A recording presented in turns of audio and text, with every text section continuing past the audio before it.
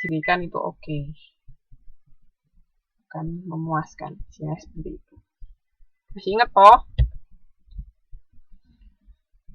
Nah, terus di sini ini ada siklus kepuasan pelanggan.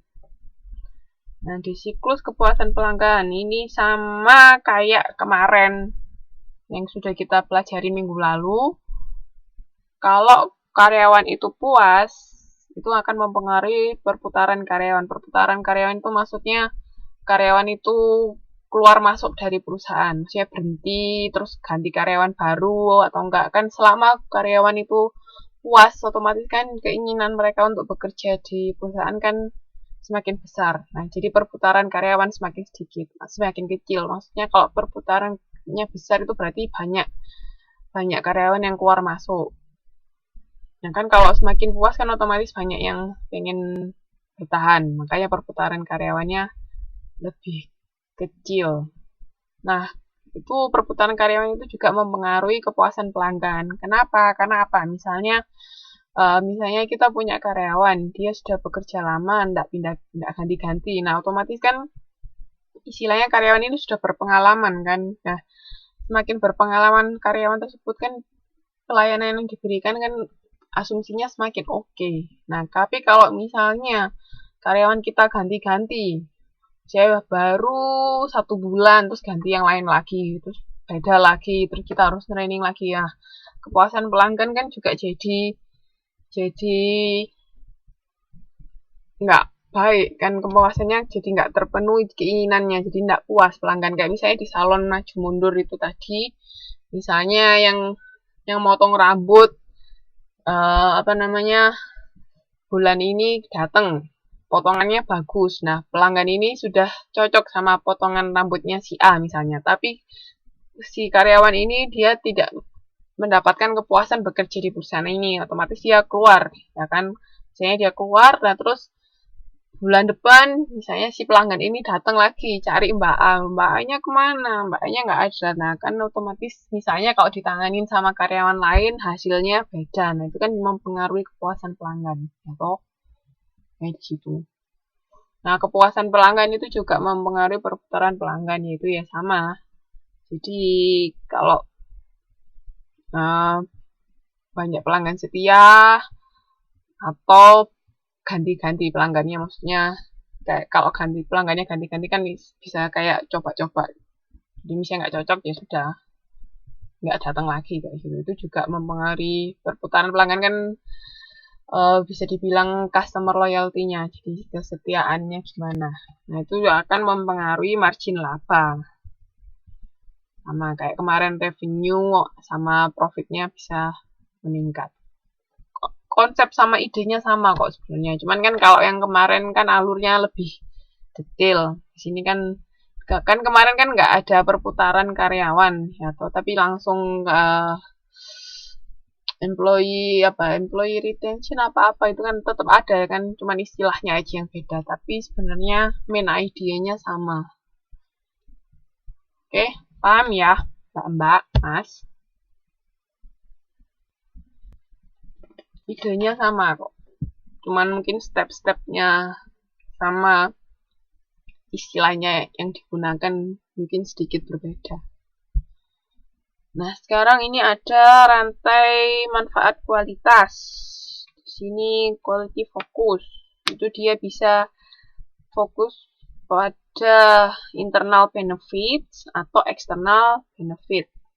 Internal benefit ini dari efisiensi sama continuous improvement. Jadi peningkatan kinerja sama efisiensi dan efektivitas yang diberikan karyawan. Nah, semakin bisa meningkatkan efektivitas sama kinerja kan kita production cost-nya kan bisa semakin rendah, makanya itu mempengaruhi lower cost. Kan kalau cost-nya semakin rendah, berarti kan margin laba kita bisa semakin tinggi, ya kan? Karena kalau bebannya semakin kecil, terus pendapatan yang kita dapat misalnya sama, itu aja sudah margin labanya sudah lebih tinggi, ya kan? Apalagi kalau misalnya kita bisa lower cost, terus revenue kita bisa meningkat. Nah, itu kan tambah oke lagi. Nah, itu lower cost bisa meningkatkan profit atau tadi margin labanya meningkat. Nah, kalau dia fokus ke eksternal, berarti itu fokus kepada kualitas jasa yang diberikan ke konsumen.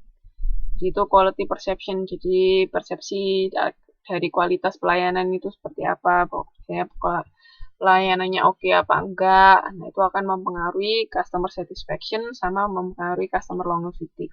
Customer longevity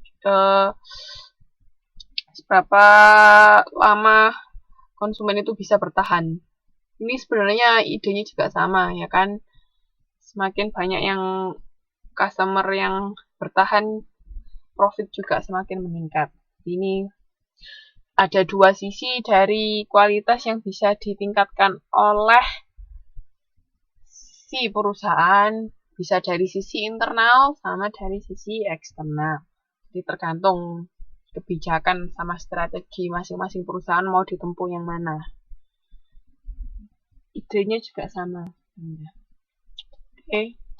Mungkin kan kalau yang eksternal itu sudah kita bahas berulang kali, cuman yang internal ini baru ini kan, di gimana kita meningkatkan efisiensi dan efektivitas supaya biaya yang kita keluarkan semakin berkurang. Oke, itu kalau dari sisi internal. Jadi dari sisi perusahaan. Paham sampai sini? Ada yang mau ditanyakan? Tidak?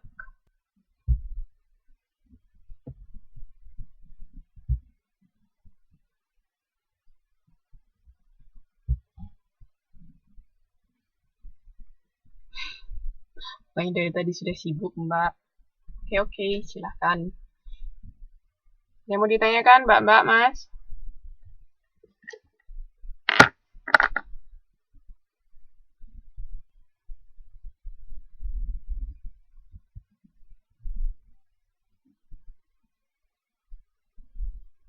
Oke, saya lanjutkan ya.